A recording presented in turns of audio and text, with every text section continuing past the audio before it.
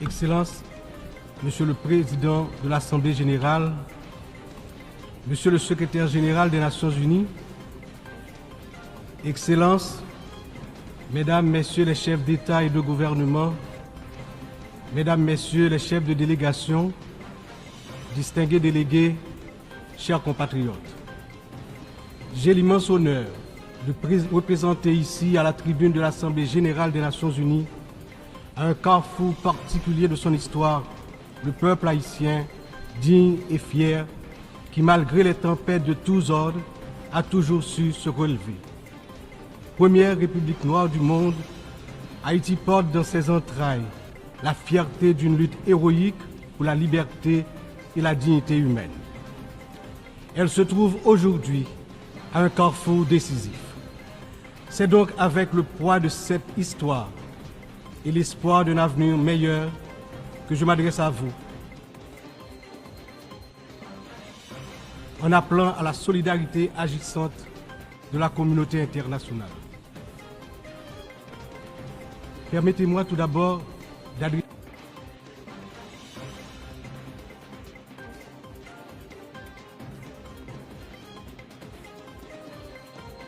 mes chaleureuses félicitations à vous, Son Excellence Philémon Yang, ancien Premier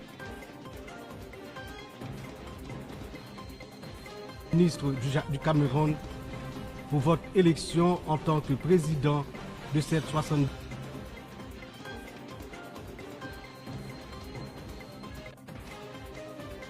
79e session de l'Assemblée générale.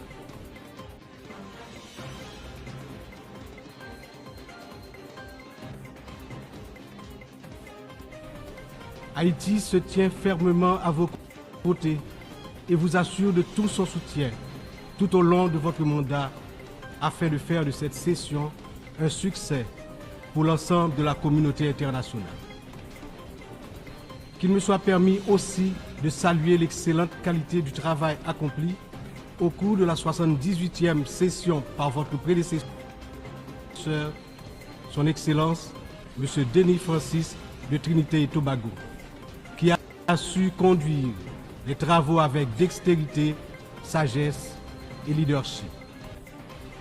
Je saisis également cette occasion pour exprimer au nom du peuple haïtien toute notre gratitude à vous, Monsieur le Secrétaire général Antonio Guterres, pour votre visite en Haïti, votre présence sur notre sol et votre soutien indéfectible à notre démarche auprès du Conseil de sécurité, notamment pour renforcer la police nationale d'Haïti. Vos récentes interventions en faveur d'Haïti ont été vivement appréciées et resteront gravées dans nos mémoires. Je tiens à exprimer ma plus profonde gratitude à la communauté internationale pour le soutien apporté à mon pays en ces temps de crise. Cette solidarité, qu'elle se manifeste à travers des initiatives de sécurité, d'aide humanitaire ou de soutien au développement, est grandement appréciée. Par cette coopération continue et mieux adaptée, Haïti se remettra plus forte, plus résiliente et engagera confiante sa marche assurée vers le développement et le progrès. Je salue ici tous les compatriotes haïtiens à travers le monde, qui tout en restant attachés à leur pays natal, sont obligés de chercher d'autres cieux plus cléments pour gagner leur vie. Tout le monde reconnaît qu'ils sont de rudes travailleurs. Je veux leur dire, partout où ils se trouvent, que le Conseil présidentiel de transition et le gouvernement pensent à eux en attendant que les conditions soient réunies pour qu'ils reviennent au bercail. J'en profite pour saluer Amnesty International et d'autres organismes opérant dans le domaine de la défense des droits humains qui suivent de près les violations des droits des migrants haïtiens à travers le monde. Je me permets, au nom du peuple haïtien, de saluer fraternellement tous les amis d'Haïti qui ont fait preuve de solidarité envers les migrants de notre pays, en particulier ceux résidant à Springfield dans l'Ohio aux États-Unis. La longue histoire d'amitié et de solidarité réciproque entre nos deux nations depuis notre participation à la bataille de Savannah en 1779, nous permet de dire avec confiance que le peuple américain rejette toute incitation à la haine contre notre communauté. La participation active des immigrés haïtiens à différents niveaux de la vie des États-Unis est tangible et significative. À cet égard, les passions qui émergent naturellement lors d'une campagne électorale ne devraient en aucun cas servir de prétexte à la xénophobie ou au racisme dans un pays tel que les États-Unis, une nation forgée par des immigrants de toutes origines et qui s'est érigée en modèle de démocratie à l'échelle mondiale.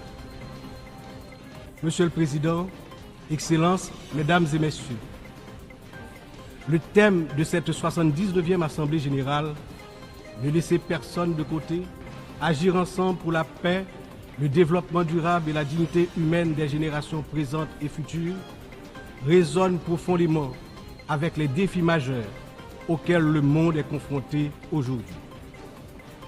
Ce thème est un appel urgent à l'unité et à la coopération internationale dans un contexte où les inégalités, les conflits et la crise climatique exacerbent la vulnérabilité de millions de personnes à travers le globe. Alors que de nombreuses nations peinent à atteindre les objectifs de développement durable, il est plus que jamais nécessaire de garantir que toutes les voix, en particulier celles des plus marginalisées, soient incluses dans les processus de décision mondiaux. Cette thématique revêt également une importance capitale dans le contexte de la crise actuelle en Haïti. Il incarne l'essence même de notre lutte pour restaurer la paix et la stabilité, tout en assurant que chaque citoyen haïtien, chaque citoyenne puisse jouir de ses droits fondamentaux. Agir ensemble, comme le souligne le thème, est essentiel pour Haïti, car notre redressement ne peut se faire pleinement sans cette solidarité internationale. Monsieur le Président, Excellences, Mesdames et Messieurs, aujourd'hui notre monde est confronté à des défis d'une ampleur sans précédent, des défis qui préoccupent profondément l'ensemble de la communauté internationale. Les Nations Unies, dans leur mission historique de promouvoir la paix, la sécurité et le développement durable, se retrouvent en première ligne face à des crises qui menacent non seulement des nations isolées, mais l'ensemble de l'humanité. Le changement climatique est sans doute l'un des plus grands périls de notre époque. D'après les données récentes du groupe d'experts intergouvernemental sur l'évolution du climat, la température mondiale a déjà augmenté d'environ 1,1 degré centigrade depuis l'ère pré-industrielle. Cette élévation a provoqué une intensification des phénomènes climatiques extrêmes tels que les ouragans, les sécheresses, les inondations, des catastrophes qui affectent particulièrement les nations les plus vulnérables comme Haïti. En 2023, le Programme des Nations Unies pour le développement a estimé que plus de 100 millions de personnes supplémentaires risquent de basculer dans la pauvreté d'ici à 2030 en raison des effets du changement climatique. Pour Haïti, qui fait partie des pays les moins émetteurs de gaz à effet de serre, mais qui ont subi les impacts les plus dévastateurs, cette crise mondiale exacerbe nos difficultés à garantir la sécurité alimentaire, l'accès à l'eau potable et la stabilité économique. Les conflits armés continuent également de semer la destruction et de ravager des vies humaines. Selon le Haut Commissariat des Nations Unies pour les réfugiés, le nombre de personnes déplacées de force a atteint 110 millions en 2023, un chiffre qui n'a jamais été aussi élevé dans l'histoire de l'humanité.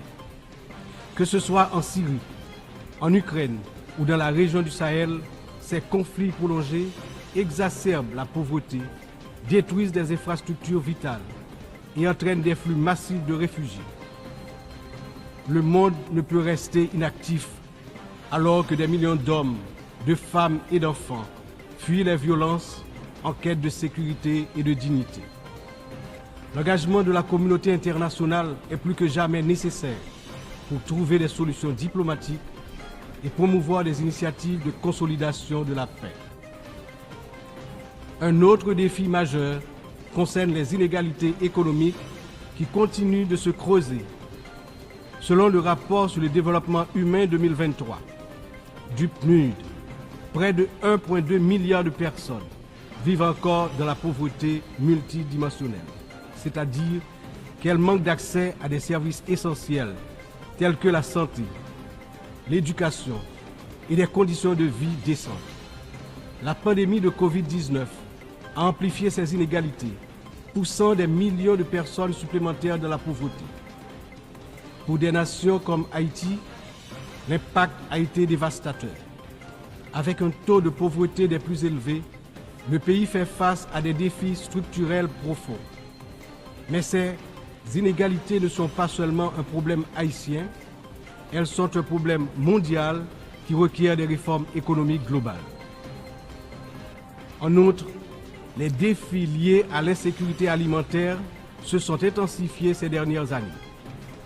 Selon l'Organisation des Nations Unies pour l'alimentation et l'agriculture, plus de 735 millions de personnes dans le monde ont souffert de la faim en 2022, une augmentation alarmante qui reflète les perturbations causées par les conflits, les crises économiques et le changement climatique.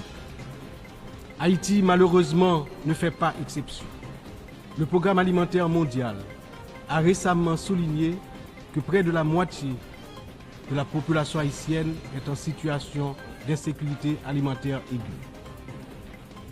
Cette situation n'est pas seulement une urgence humanitaire, mais une menace pour la stabilité de notre nation. Nous devons travailler ensemble pour renforcer les systèmes agricoles, garantir un accès équitable aux ressources alimentaires et lutter contre la faim de manière concertée et durable. Enfin, les progrès technologiques apportent de nouvelles opportunités, mais également de nouvelles menaces. L'accélération du développement de l'intelligence artificielle, la prolifération des cyberattaques, la désinformation mettent en danger la stabilité des démocraties à travers le monde. Le rapport de l'Union internationale des télécommunications montre que la fracture numérique reste un défi majeur avec près de 2,7 milliards de personnes n'ayant toujours pas accès à Internet en 2023. Haïti étant l'un des pays les moins connectés, doit impérativement bénéficier de soutien pour combler cette fracture numérique et participer pleinement à l'économie mondiale du XXIe siècle. Cette année, Haïti réaffirme son engagement en faveur de la préservation de notre patrimoine commun, les océans.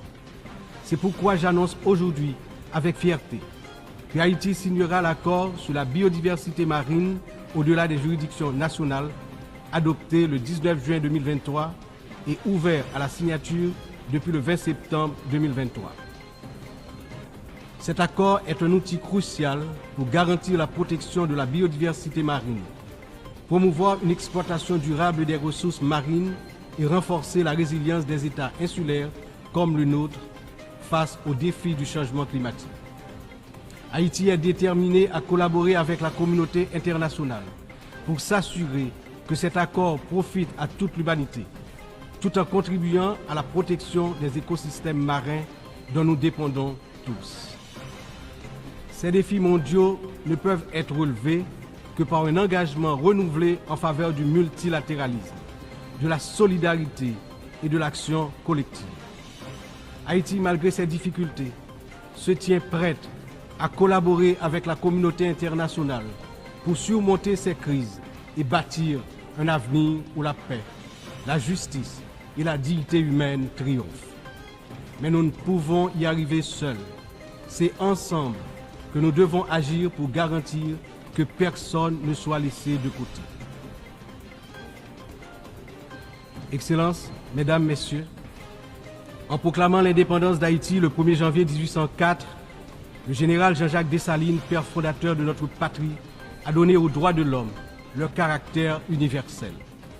En d'autres termes, avec le triomphe de la révolution haïtienne de 1804, ayant lancé le processus de démantèlement de l'ordre colonial et esclavagiste, les droits de l'homme ont cessé d'être uniquement les droits de l'homme blanc pour devenir les droits de tous les hommes, de toutes les femmes, c'est-à-dire les droits de l'humanité tout entière.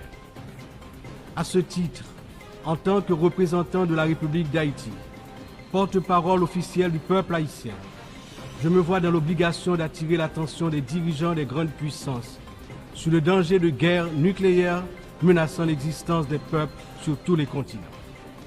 Dans cette optique, au nom de la République d'Haïti, je lance un vibrant appel aux chefs d'État de tous les pays membres des Nations Unies pour leur demander d'éviter à l'humanité le péril de la fin de la civilisation sur Terre. Monsieur le Président, Excellences, Mesdames et Messieurs, je m'exprime aujourd'hui avec l'expérience de plusieurs années consacrées au service de mon pays. Mon parcours politique, profondément ancré dans l'histoire d'Haïti, m'a permis de traverser de nombreuses épreuves, toujours avec un même objectif: le progrès de mon pays, la fierté, la dignité restaurée et le bien-être du peuple haïtien meurtri. Ayant présidé le Sénat de la République de 1995 à 2000, puis ayant été témoin de moments critiques de notre histoire politique, j'ai vu de près les défis auxquels notre nation a été confrontée. Mon engagement politique remonte à une époque où les luttes pour la stabilité et la démocratie étaient omniprésentes. Aujourd'hui, en tant que président du Conseil présidentiel de transition, je me retrouve à nouveau à un moment charnière de l'histoire d'Haïti. Mon parcours m'a enseigné que la résilience et la volonté collective sont les seules voies pour garantir un avenir stable et prospère. C'est avec cette vision, ce dévouement et la force que confère cette riche expérience politique que je m'engage à conduire la transition, déterminé à mener Haïti vers la paix, la sécurité et la démocratie participative, par la tenue de la conférence nationale, le renouvellement du personnel politique à travers des élections libres, crédibles, transparentes. Le peuple haïtien, malgré ces épreuves auxquelles il est confronté, refuse de se laisser submerger par le désespoir. Des défis d'une ampleur sans précédent, une violence dévastatrice, une instabilité politique persistante, une précarité quasi générale et une pauvreté dégradante se posent à son intelligence et à ses capacités d'action. Au milieu de cette tempête, il a compris qu'il lui fallait prendre une décision courageuse, celle de se mettre ensemble, de s'unir malgré les différences profondes pour pouvoir se relever et se mettre en marche, en toute confiance, vers la sortie de la crise multidimensionnelle qui l'afflige depuis déjà trop longtemps. La création du Conseil présidentiel de transition est une matérialisation de cette décision, un exemple tangible de cette volonté de se réconcilier avec soi-même. Ce Conseil qui rassemble organisations de la société civile et toutes les tendances politiques du pays est le fruit de longues négociations. Il incarne la pluralité de la société haïtienne. Sa feuille de route est claire: restaurer la sécurité publique, organiser des élections libres, transparentes à la fin de l'année 2025, rétablir la confiance dans les institutions de l'État. Pour y parvenir, nous, responsables au plus haut niveau de l'État, savons que nous aurons besoin du soutien de la communauté internationale. Mais d'abord, nous devons compter sur nous-mêmes, sur notre résilience, notre capacité à surmonter les divergences, les divisions internes.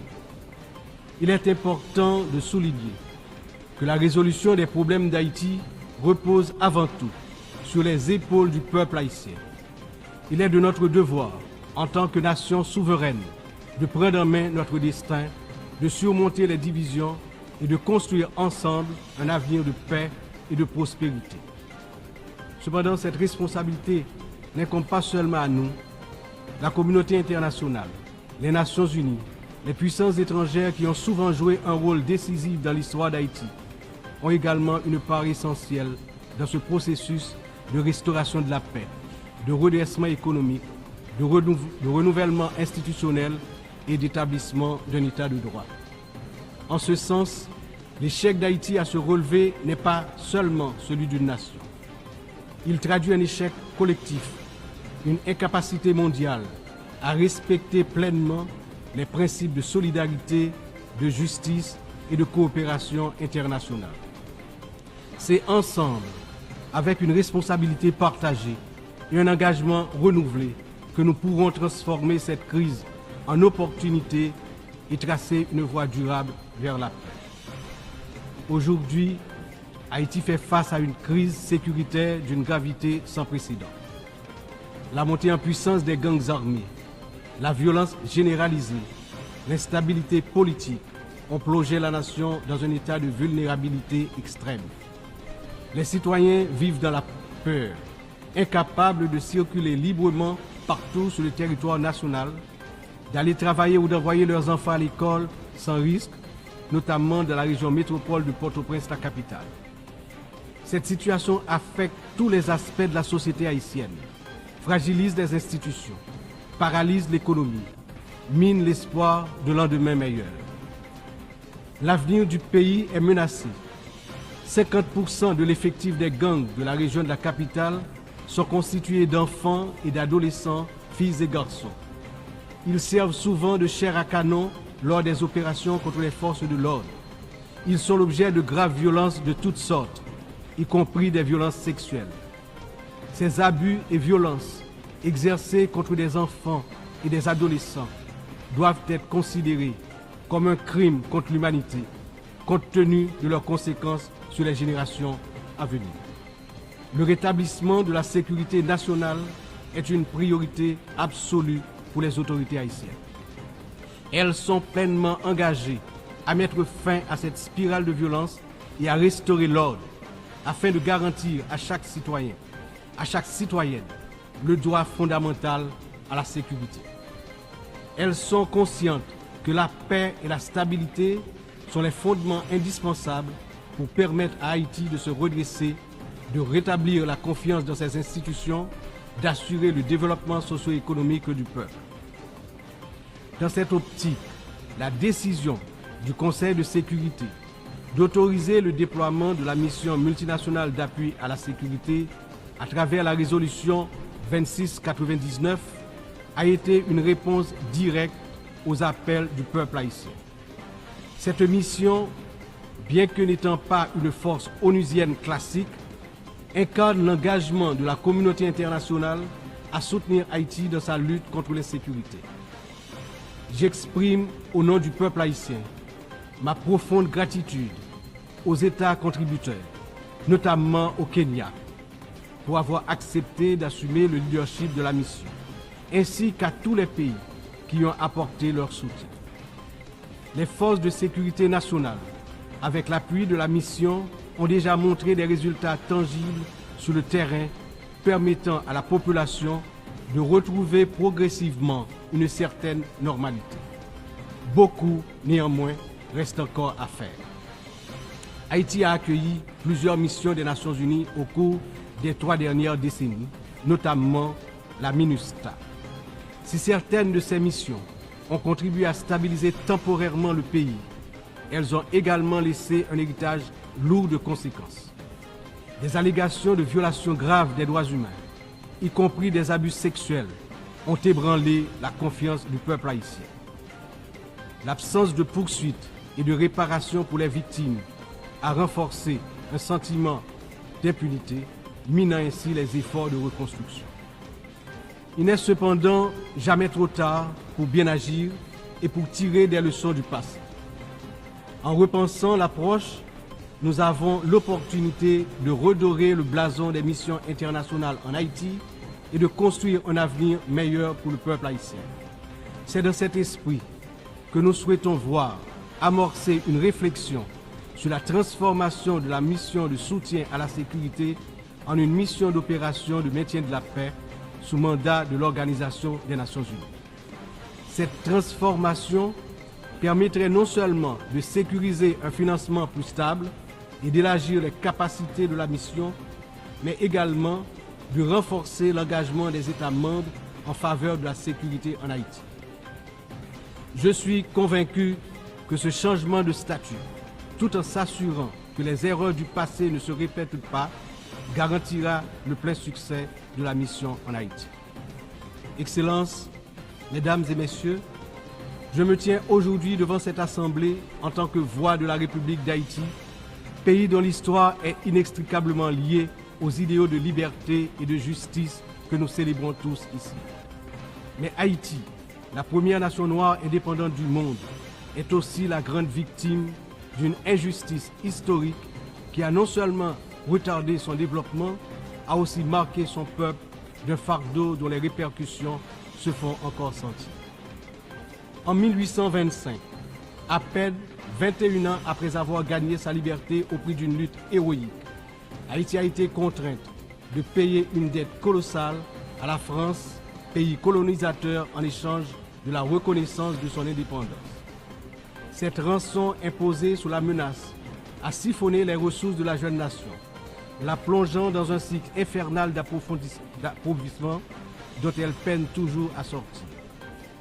Cette dette a été une forme de punition pour sa hardiesse à se libérer des chaînes de l'esclavage et hisser l'être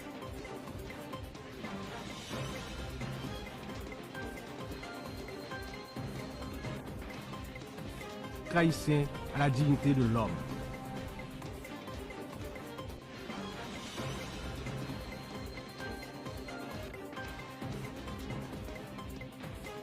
Elle a été une pénalité injuste qui a asphyxié le potentiel économique et social du peuple noir d'Haïti pendant des générations. Dans le contexte d'aujourd'hui, où plus que jamais, l'attention est portée sur les efforts pour restaurer sans délai la sécurité et répondre aux immenses besoins humanitaires en Haïti, il me paraît important d'attirer l'attention de l'Assemblée sur les séquelles du passé colonial et des rançons payées à certaines puissances qui ont largement hypothéqué le développement d'Haïti. Il n'est pas sans intérêt de rappeler qu'Haïti a été le seul pays à avoir payé pour son indépendance, obtenue pourtant dans le feu et dans le sang. À la veille du bicentenaire de cet événement inédit dans l'histoire du monde, n'est-il pas venu le moment de la restitution des montants consentis? À cet égard, mon pays s'est félicité des propositions formulées par un certain nombre de gouvernements et également certaines agences des Nations Unies pour des actions concrètes en vue de la reconnaissance, la réparation et la restitution des torts du passé.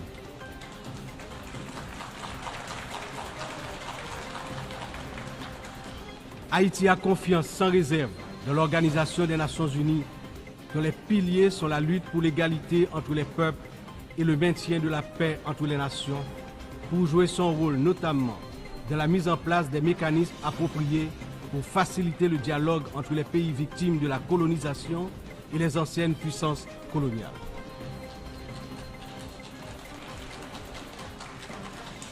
Ici, à cette 79e session de l'Assemblée générale, Haïti est par mon entreprise, non pas simplement pour revendiquer une réparation, mais pour poser une question de principe, celle de la justice immanente. Ma démarche est résolument engagée, structurée et bien documentée.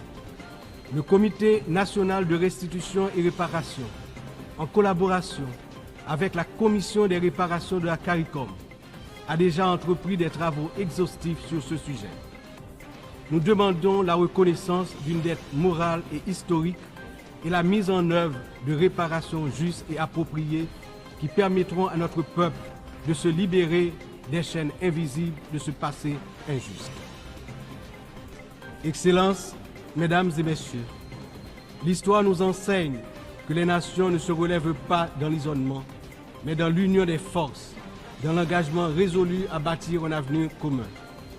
Haïti, cette terre qui a offert au monde un symbole de liberté inébranlable et qui a aidé plusieurs nations à se libérer du joug du colonialisme barbare, ne cherche pas la charité, mais la justice, le respect,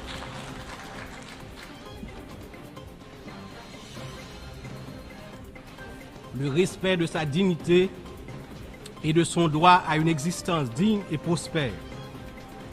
Les défis auxquels nous sommes confrontés aujourd'hui sont certes immenses, mais ils ne sont pas insurmontables. Il exige de nous tous une vision partagée, un sens profond de notre humanité commune et la détermination à transformer les crises en occasion de renouveau. Chaque nation, grande ou petite, riche ou vulnérable, porte une part de l'avenir collectif entre ses mains. C'est dans cette interdépendance que réside la force véritable du multilatéralisme. Que ce débat général soit le moment où nous réaffirmons notre engagement indéfectible envers la paix, la dignité humaine et le développement durable. Car ce que nous faisons aujourd'hui résonnera dans les siècles à venir. L'histoire jugera la manière dont nous aurons su répondre aux défis de notre temps. Ensemble, dans un esprit de solidarité et de coopération, nous pouvons et nous devons construire un avenir où aucun peuple, aucune nation ne sera laissé pour compte. Vive Haïti! Vive la coopération internationale! Demain, un autre pays, demain, un autre monde. Je vous remercie pour votre attention.